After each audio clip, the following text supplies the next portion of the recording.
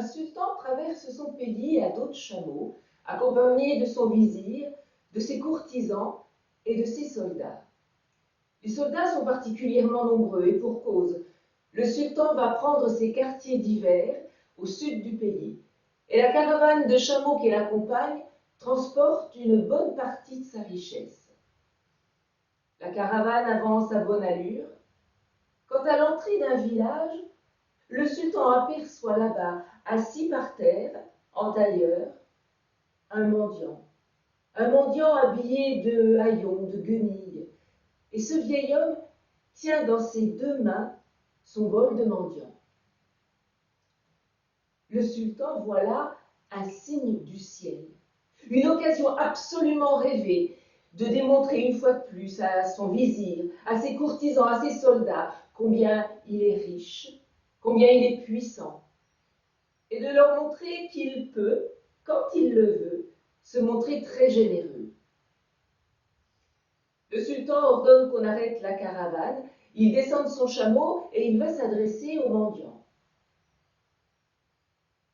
Tu vois, mendiant, je suis ton sultan, riche, puissant. Je peux combler tous tes désirs. Demande-moi ce que tu veux et tu l'auras. Le mendiant qui jusque-là n'a pas relevé la tête vers le sultan, lève les yeux et lui répond « Riche, puissant, au point de combler tous les désirs d'un homme. Alors, remplis ce bol. »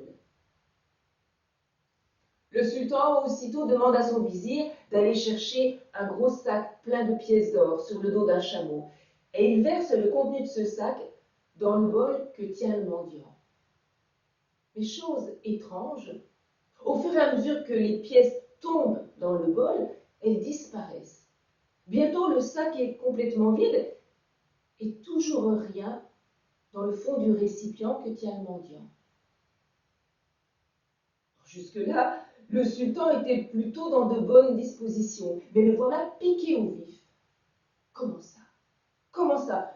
Lui, si riche, si puissant, il ne serait pas capable de réaliser les désirs de ce gueux?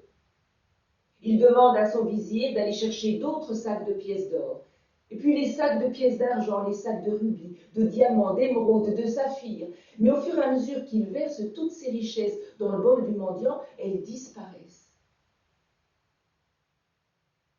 Devant tous ses courtisans, devant son vizir, devant tous les soldats, devant maintenant tous les habitants du village réunis, le sultan se sent ridicule, humilié. Il se sent impuissant, impuissant à satisfaire les désirs de ce gueux.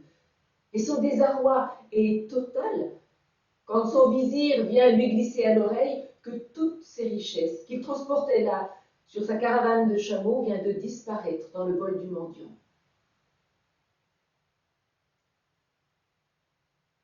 Le sultan reste debout devant le mendiant, immobile, un long moment. Tout autour de lui, la foule est silencieuse. Le temps semble comme suspendu. Quand on voit tout d'un coup le sultan s'agenouiller, il se prosterne devant un mendiant, le front dans la poussière, pendant un long moment. Et quand il relève la tête, il s'adresse au mendiant. « Merci, mendiant. Je viens de comprendre. Tu viens de m'apprendre beaucoup plus que tous les lettrés de mon pays. Mais, s'il te plaît, éclaire-moi sur ce bol magique. » Le mendiant, qui tenait toujours dans ses mains le bol, le pose là, sur le sol, devant le sultan.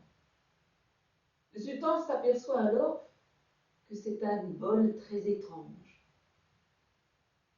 Oui, sultan, tu vois bien, ce bol est un crâne humain. Et ce crâne est fait de tous les désirs des êtres humains, de leurs désirs toujours plus grands, de leurs désirs insatiables, inassouvis, toujours insatisfaits. C'est pourquoi aucun être humain, si puissant, si riche qu'il puisse être, ne pourra jamais le combler. L'histoire raconte que le sultan n'est jamais arrivé dans ses quartiers d'hiver au sud du pays, abandonnant son vizir, ses courtisans, ses soldats, sa richesse et sa toute-puissance. Seul, il a repris le chemin.